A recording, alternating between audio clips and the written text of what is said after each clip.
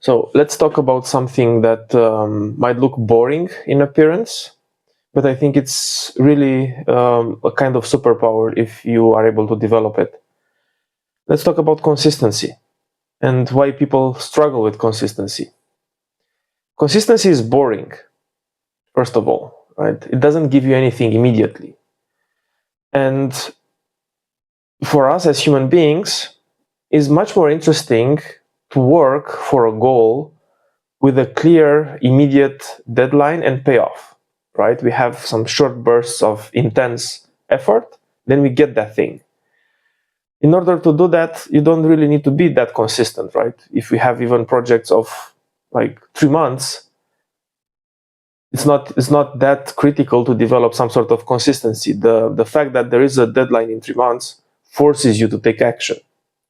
But what about things that you want to achieve in 5 years or 10 years or 20 years from now? Or things that you want to have and never lose after a certain age later on, right? Or what if you want to make sure that there is something that becomes part of you? That it's not something outside that you have to just do and accomplish and get, but it's something that is part of you. This is where consistency is interesting, because it becomes a superpower when you realize that doing even a small thing every day gives you some sort of capability that very few people have. By doing things consistently, you become confident in the fact that you can do that thing, which typically is not natural, is not easy necessarily, but it is something that you do, right, voluntarily because of your own will. The thing with confidence then is that the more you do a thing and you stay consistent with it, the more confident you become and more trusting you become in your own abilities to translate that skill, if you want, that confidence itself, into whatever other areas. So let's take a simple example. This thing, right? This fact that I'm posting these clips on YouTube, I'm doing it consistently for almost 1 year now. I didn't think a year ago that I will have 1 million subscribers, or that I will be some sort of a famous person here. And it was not my goal. My goal was to expose myself and my thinking to the world, and be, at least indirectly, a subject of rejection, right? By people not watching these videos, for example. It's some sort of a rejection as well. Because most people don't want to do this and don't expose their thinking to the world because they don't see an immediate enough payoff, a fast enough reward on the effort, right? And for me, when I look back 1 year ago, when I started, I never had the goal of having any sort of payoff as such. Rather, I took it as my own challenge to prove to myself, first of all, that I can do it without any kind of reward in the short term, right? And I consider 1 year to be rather short in terms of time for which I would expect some sort of meaningful reward, at least in this space. So what helped me with posting here for 1 year almost, one time a week, is to give me the confidence in my abilities to stay with something for at least 1 year without seeing any kind of meaningful results against, like, again, external metrics, right? So people would think that having a YouTube channel and posting one time per week for almost 1 year and having almost 30 subscribers is a failure, right? It's something that you should stop. Well, I take it as a huge win, irrespective of the number of subscribers, irrespective of the average number of views per clip. My ability to find a way to publish one video per week in my busy schedule with 2 kids, with a long commute daily, with lots of activities during weekend, and still doing it, it's just a proof that anything that has some priority in your life, you can find time for. And of course, the more things you have in your life, the more difficult will be to find time for each and every one of them. That's why I'm talking a lot on this channel about essentialism, about values, about prioritizing things that really matter to you, about choosing consciously what is it that matters to you and just dedicate time for that. For me, this matters alongside very few things like spending time with my family, being a high performer at work, delivering good results, investing in my health, taking care of myself overall. This project is part of the bigger project of taking care of myself, right? Not physically, but psychologically. It allows me to evolve. It allows me to grow. It allows me to break some limiting beliefs about myself, some barriers that I might have had and developed throughout my upbringing about what should I be or who should I be to be able to get in front of the world and communicate my message and being authentic with the world and sharing my deep thoughts and ideas. And the fact that I did it for almost 1 year now consistently is proof that I can do hard things against my initial expectation of me. It helps me now build and translate the kind of confidence that I got from doing this for 1 year into other areas of my life. And know that even if it might be difficult or uncomfortable, or I might not feel ready for it or good enough for it, I would still do it. I will still do it because I know that doing it is the best shortcut for actually getting better at it. And I'm in this stage where I'm building myself up. I don't want 1 million people to view these videos because they are not that valuable maybe for 1 million people, right? I appreciate those few of you who look. If you look on a recurring basis, I appreciate you deeply, right?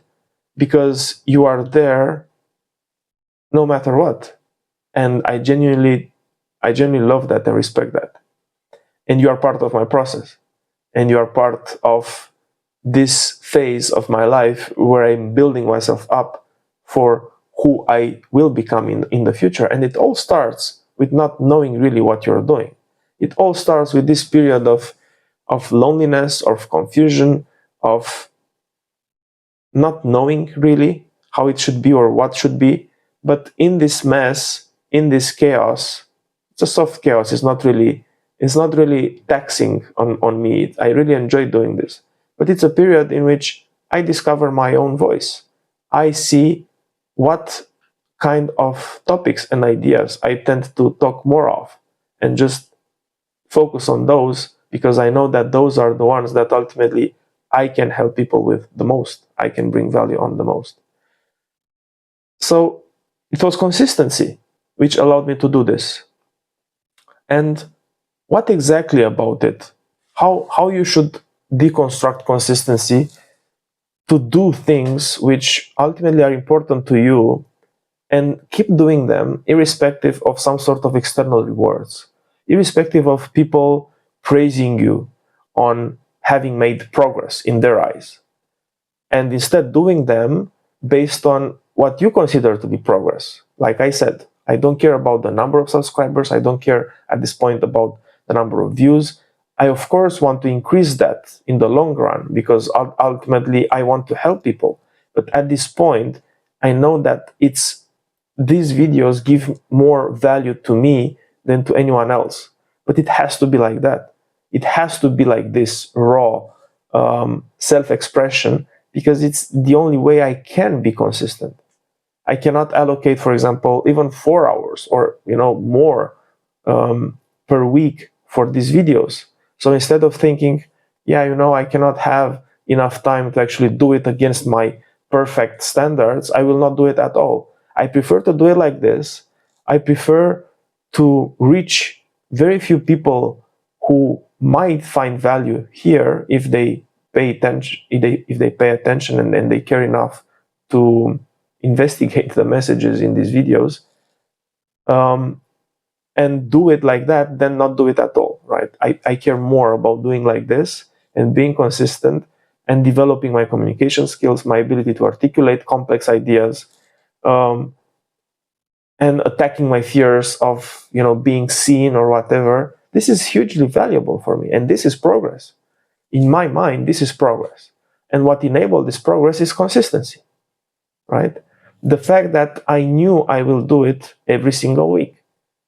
And it was a decision at the beginning, right? Whenever you want to be consistent, it's not burdening. It should not be burdening. It should not be like, oh, I now have to do it like for 10 years and, I cannot go back. And I mean, if it's important to you, just take the decision and do it. Don't look back. Like, do it. For me, it was like, I will do it for 4 years every single week. And I'm just now in the first year. But it was not like a huge burden for me when I thought initially that I will have to do it for 4 years. I was like, I will do one video a week. And that I broke it down to, I will have some sort of basic equipment.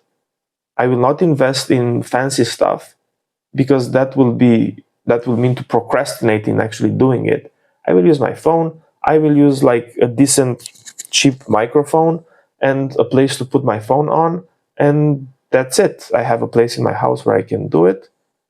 I didn't, which is an anti-pattern for me, right? Because typically, in order to start a project, I would invest like a lot of money in equipment, in technology. I'm a technology guy, right? So I would invest in camera, in gears, in microphones, in teleprompters, in you name it.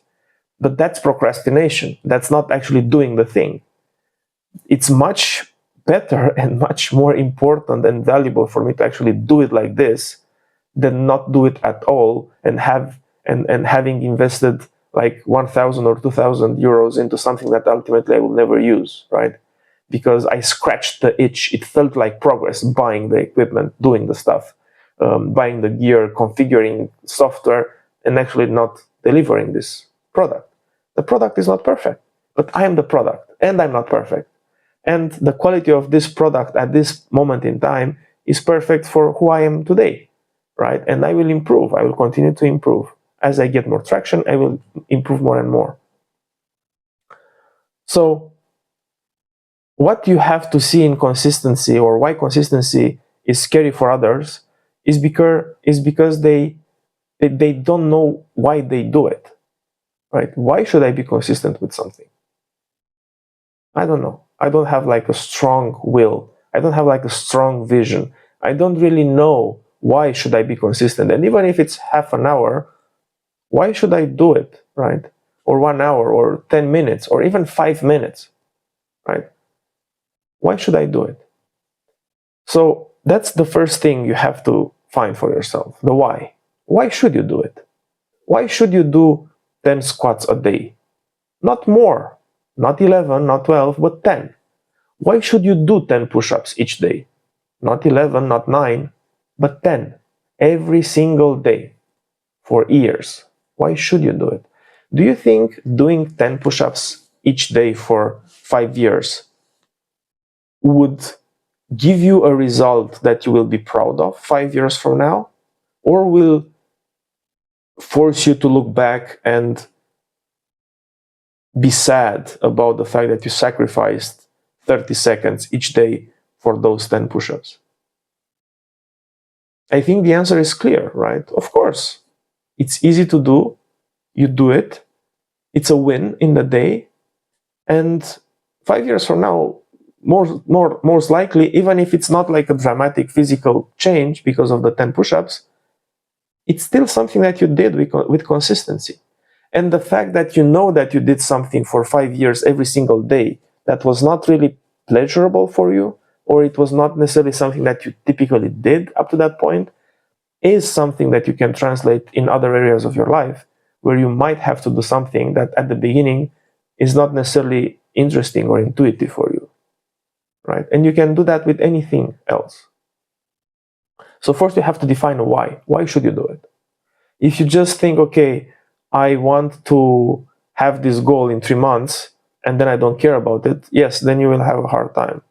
If you, however, define a vision for the future and you see yourself as being someone that you will respect more and more and more as you go and become that person, then you find those activities which will allow you to grow into that person, to become more like that person that you respect even today, thinking about him or her, right? This is how I think about me and progress.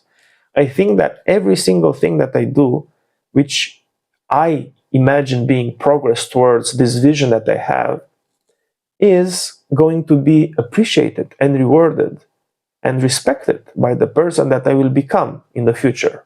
And I already know this is the case because today I live the life of my future self when I was looking like 5 years ago, that I never even thought possible in terms of who I am, how I feel about myself, how I think, what I can do, right? Skill set, mindset, everything.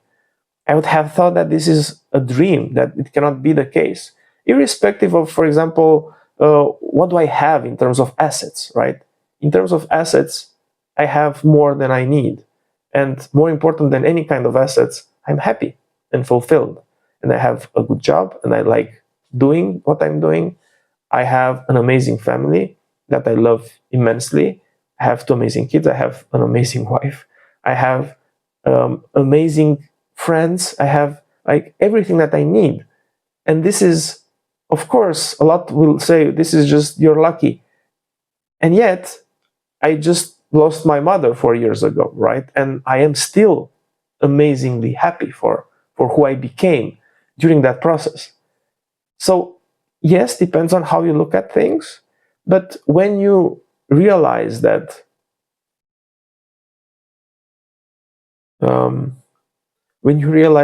happiness is a choice, it's a decision. Happiness is something that you build for yourself and you assume for yourself, and you work for it, and you don't take it for granted. You devote your day to day in its service, and it's not something that you can achieve in the future. It's something that you allow yourself to get today by simply doing those things that you know will turn you into someone that is happy by default, right? That's why I talk a lot about the vision, about a purposeful goal, about doing things in alignment with your values, because ultimately this is what matters. This is what matters. Who you will become and what you will do as that person will determine the kind of outcomes that you are interested in getting in your life, financial, material, but also like in terms of how you feel about yourself, emotional outcomes, right? Who you are every single day will turn you into someone who you will be confronting more of the time in the future.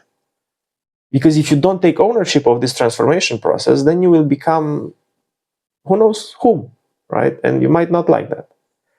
So consistency, again, is the key ingredient here, which allows you to do every single day things that are in service of who you will become, right? Of the person that you would like to aspire be more of. So if you want to be consistent with something, like I said, in my case, shooting these videos, I knew that I cannot work for 4 hours for one video, right? It has to be 1 hour, something like this, 1 hour or less. The thumbnail, as you see, it's the same more or less, just different text. The title, the description, the upload, the shooting itself, 1 hour in between 1 hour and 1.5 hours. It's not a lot, right? Let's put it like that. Based on how much time and money and energy people invest typically in shooting these videos, we can talk like weeks, right? And hundreds of thousands or millions of thousands or tens of millions, right? If you look at Mr. Beast. But again, I don't have like strange expectations. I don't fool myself. I don't expect that because I invest 1 hour in this, now I should be some sort of a star. I do it. I did it for this up to this point because I wanted to improve the skills that I care about improving, knowing that those skills will allow me to actually progress how I should progress, right? I cannot hurry the process. This is what I'm trying to tell you. I cannot force it more because it will impact my life. If I would force this more, if I will try to become better faster, and I will say, you know what, I need to spend 4 hours a week or 8 hours a week doing this, I would have to compromise other things that I care about, right? It might take me, yes, maybe a short amount of time to get more subscribers or views, edit the videos better or whatever, but it's the pace that I decided, right? It's the pace that makes sense for me and allows me to keep living the life that I want without being hurried, without being forced, without taking time from spending time with my family, without compromising on the quality of my work, without compromising anything that I care about, right? I'm doing this in the time that I have, and that's perfect. So if you want to be consistent, know that it cannot take you a lot of effort at the beginning, at least. You cannot say, like, this is why most people fail all these New Year's resolution lists, right? Because they pile up everything up to that point. They have a lot of frustrations and problems and needs and complaints about themselves for the whole year. And then they say they stay on 31st of December and write down a list about what they will do in the first week, starting with the first week of January. And it's just overwhelming, right? That's completely not possible, and they know it when they write the lists. That's the funny thing.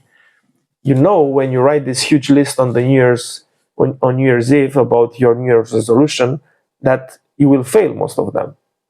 And the problem is not with failing them as such, but with how much you will lose your ability to trust yourself the next time when you will do such a list. Because you will have evidence in the past that you are not able to actually do the things that you said you will do, right? And that's the most damaging thing ultimately. Consistency, however, because you do it every single day, gives you this track of proof, right? I have now 11 months of accumulated proof that I have one video released every single week. Yes, not the best quality. Yes, I didn't reach the whole world, but that's not my goal. That was not my goal. My goal was to develop this muscle of being able to actually do it every single week. And I made it, and I did it, and it's amazing. I'm very happy about it, irrespective of whatever external metrics. So for me, knowing that I can do it in 1 hour and finding this sweet spot, I knew that it will be very hard for me to find decent excuses to not do it in this framing, right? Not with a lot of editing, not with a lot of equipment, but with this simple setup. I knew that I will find it will be very difficult for me to find excuses not doing it, right? So it's an important thing to make it easy to do. It was easy. For me, it's easy to have this setup ready. It takes less than 1 minute. Just I put the stand for the phone, put the mic, and that's it. So you have to make it easy. You have to make it in your way also, right? It has to be part of your daily life. It has to be something that you cannot avoid easily, basically. And I think James Clear also talks about that in Atomic Habits.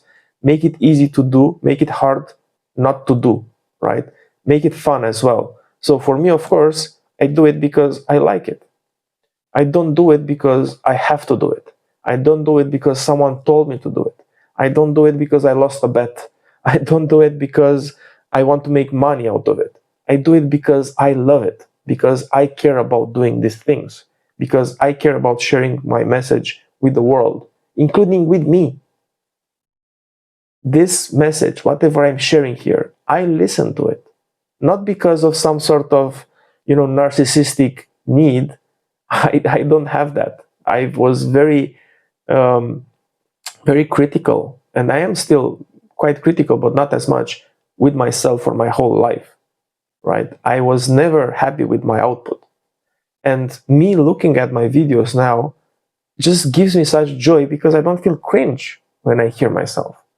I just hear a guy who wants to express himself and is genuine and authentic. And I don't feel strange. I feel good and I like it. And I really appreciate that guy. I hear him and I see and I know his passion and what's behind those words and where they come from and what's the intention behind. And that's amazing. When I hear him, I'm like, well done, man. Well done. Go for it. Just go through, right? Just go through the process, keep doing it. It's amazing. And that's the only feedback that I really care about. That's the only support that I need really these days, right? It doesn't mean that I don't like when, or I don't appreciate a nice positive comment from a person. But even if it wouldn't come, knowing my pure intention with these videos, that for sure would not be to hurt a person, it's enough for me to know that, to be able to move on and continue with what I'm doing now, irrespective of how people would support or not my work. At this point, at least, it doesn't matter for me that much because I know why I'm doing it, and my own opinion, my future self's approval of what I'm doing here is what matters most, is what I care most about, right? So another thing with consistency is that when you have, and you will have, some days in which you will break the streak, right? You will have days or weeks. For example, for me, sometimes when it comes down to shooting these videos, I know that I cannot do it each week, right? I have some stuff, I have to go, we have to travel. I cannot do it when I do it normally. So I have to shoot a couple of videos at once. But that's fine. It's perfectly fine. I just have to schedule it. I have to know about it. What you don't want to do is to overcompensate, to start doing more, right? To skip 1 week, to not publish in 1 week, in my case, and then publish 3 videos the next week or 2. No. If I would have not done it 1 week, I would say, okay, it was not possible. It was literally impossible for me to do it. Or there were external conditions which didn't allow me to have even this hour a week to do it, then that's not a problem. Let's do it next week. Because if you try to overcompensate for missing something, then you will get into this kind of conflict with yourself, in which you will try to convince yourself that you are not good enough and now you should do more, so you have to do for the work that you didn't do, and then at some point it becomes too challenging, right? And too confrontational. You will stop doing it because it will become painful. Don't fight yourself. Don't start this war with yourself when you cannot be consistent 1 day, right? When you have to skip 1 day, when something happens. Just go at it the next day. Just go at it the next day. Forget about today. That's okay. I always talk about this day-sized self, right? Your today self did its best to help you with this activity. If it was not possible for it, for him, for her, for them, right? If it was not possible for them to do it, then leave it alone. Do it tomorrow. Tomorrow is another day. Tomorrow is another chance to work at it. Don't fight yourself. Don't be so critic to yourself, because life happens and you cannot control everything. What's important is your intention behind it. No matter that you are not able to do it today, right? No one fails something because they cannot do something today, right? Or 1 day. You have tomorrow as well, which will come as another today, indeed. and you do it that day, and that's it. And you cannot fail or you cannot go wrong if you never stop, if you continue to be consistent. Even if you skip one day or 2 days from one, from time to time, it's not important. What's important is your commitment to the process, to actually doing what you know you have to be doing, to not skip or find excuses which you know you will see as excuses going back, right? Whenever you come up with excuses, you know 1 month from that point that that was an excuse. Don't find excuses. But if you cannot do it, like from your pure objective reasoning, you cannot do it, then don't argue with yourself. Just do it the next day. And it is as simple as that, right? It's as simple as that. I read one of my favorite books, actually. It's called The Slight Edge. And in The Slight Edge, it's the author makes the point about how easy it is to do something which will improve you, which will grow your abilities, and how easy it is not to do it as well, right? Easy to do, easy not to do. Easy to do 10 push-ups, easy not to do the 10 push-ups. There is not a huge difference between these two, right? 30 seconds, you can do it or not do it, doesn't matter. But if you do it for 5 years, or you don't do it for 5 years, at the end of those 5 years, there will be a difference, right? There will be something. And you will look back and you will not know which of the days actually led to that result. Simply because there was no day as such which led to that result. It was consistency. It was all the days. It was the process itself, which was not taxing on you because you didn't have to do a lot of stuff. It was not about intensity. It was not about the amount of work. It was about the work in the amount of time that you had up to that point in which you committed to doing the simple thing. Easy to do, easy not to do. So decide what makes sense for you to do in your daily routine, in your day architecture, which is in alignment with how you want to live your life ultimately, right? Optimize for the ordinary day. Optimize for doing the things in the day which you would do endlessly, right? Based on your current values, based on your current abilities to project into your ideal future. Define how an ordinary day in that ideal future looks like for you, and do more of the things and more of the activities which are part of that day today, right? If you do sports, you don't do sports only for a few months and then you quit. You do sports for the whole life, for your whole life, and find how would that look for you.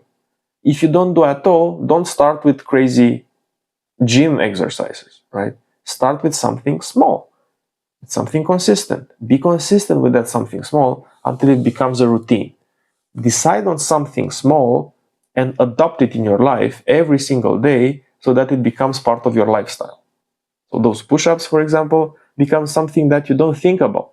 You just integrate it in your routine and you do it and you forget about it. And in years, you might see some results there. For me, with publishing these videos, I don't think about it that much. I'm not negotiating with myself. Should I film this? Should I not film this? I don't know. Does it make sense? Does it not make sense? What did I get so far? Well, no. I know already that I benefit from this maybe more than a lot of other things that I do as such in my leisure time, right? Which these days it's not for entertaining purposes. Typically, I do something constructive out of it. But this is something that is genuinely very important and valuable for me. And I don't need, again, any kind of external validation. I do it because I trust in the process and I know this will help me and it improves me on areas that I care about improving. Find those areas for you. Define who you want to become and then reverse engineer what do you have to do in a simple day, what I call an ordinary day, that will inevitably help you become that person. What is that person doing? and just do that today, and do it in his honor or in his service, right? Because when you will meet that person 5 years from now, because you will meet that person, you will meet someone in 5 years, right? In the mirror, when you look in the mirror in 5 years, you will see someone, and that someone might smile to you or might be sad when you look at him, right? And ideally, you want to optimize for doing things in his service so that when you see him 5 years from now, you will see a smile in that mirror. And you will recognize in that smile all the appreciation and all the praise that you will ever need for any kind of effort that you will have to do during these 5 years in order to meet that person. Is that easy? It's easy. Well, I would say rather that it's simple. It's not easy. It's not easy because we have to overcome a lot of conditioning, and typically we have this tendency to fight who we are, to dismantle what we've built up to this point, and reject most of what we've built for not being good enough or valuable enough, and look in the future in a way that we want to avoid what we've built, right, and build something better. But that's not the way to go in my experience, at least. I prefer to leverage what I've built up to this point as a uniquely valuable foundation on top of which I can build a new day at a time until I reach my potential, or I will never reach my potential, but until I get to where I want to go. I look at my past as valuable input for what I will take as decision in the future. I will look at the past as a raw material to learn lessons, not something to be afraid of. It's I rewrite basically my past subjectively to get from it something that I need and I care about in order to improve myself as I go along and build this kind of future that I care about and I want, right? I don't let the past to project into the future and simply execute on some sort of a blueprint which was established up to this point and have no control over how things will go on from now on, right? I prefer to design my life to do whatever I want to do in the future, irrespective of how much proof I have in the past that I was able to do it, right? I am building proof now with these videos, with all the different actions that I take every single day. I am building that kind of proof as I go along in real time, if you want. And that's more important than whatever past history or trauma or limitations I might have had growing up. I will dismantle those as I go along. I will find the bottleneck. I will know that that limitation, that bottleneck is in my direction towards my goal. That's a lesson that I need to learn there. I need to grow from that. And then as I go along, I will find another one and then another one. It's like an onion, right? I will peel the layers of the onion and I will just go through, right? I will just progress by not being overwhelmed with all my past and my history, but rather I will gracefully confront whatever comes next. I will look in the past for where I might have gotten that. Do I have an unconscious belief that guides my life? Do I have some sort of limitation on myself that I took for granted as being objective truth? Where does that come from? How can I turn that 180 degrees? How can I start now collecting proof that will go against that limiting belief, for example, and allow me to do something completely different than I would have expected to be capable of doing, right? Because then I know that I can do things different. And this new version of myself is not simply a reiteration of who I was before, but I will do more of the things that I want to do, right? To grow into the person that I want to become. So consistency is key indeed, in my opinion. It's both simple and hard. And that's a nice paradox. I love paradoxes. I love where there is no easy answer to something. Because you have an infinite amount of not time, but possibilities of interpreting that paradox, right? For me, simple and hard make a lot of sense together. It's simple to do the right thing, but it's also hard to do the right thing. And that is how it should be. Because if you want to become someone, if you want to get something more from life or something better, you have to be willing to give something back. You have to be willing to go through some sort of sacrifice, but not sacrifice in terms of you not living your best life, but sacrifice in terms of what you are leaving behind. Who you've become up to this point might not be suited for living your ideal life in the future. And you might need to sacrifice that person in terms of how you see yourself, your identities, right? Your past identities, your current identity, your current image of yourself, your current beliefs. Those might not be appropriate or suitable to help you go to the next level. And that's what you might have to sacrifice, and that's not easy, right? It's hard. It's very hard. But it's also simple in a way. If you have the right framework, you can do it. I'm doing it. This is one of the reasons, one of the most important reasons why I have these discussions, to be also maybe an inspiration for some of you, to see that it's possible, and to know that there is a critical period in which you can do it. You cannot do this work when you are 50 or 60, because it's too disruptive and too abnormal and unnatural. Becoming someone else, it's not something that we do easily. Imagining ideal versions of ourselves, it's not something that we do easily. Articulating a vision or a purposeful goal, it's also something that is very difficult to do. So the more you postpone this process, starting this process, the more difficult it will be.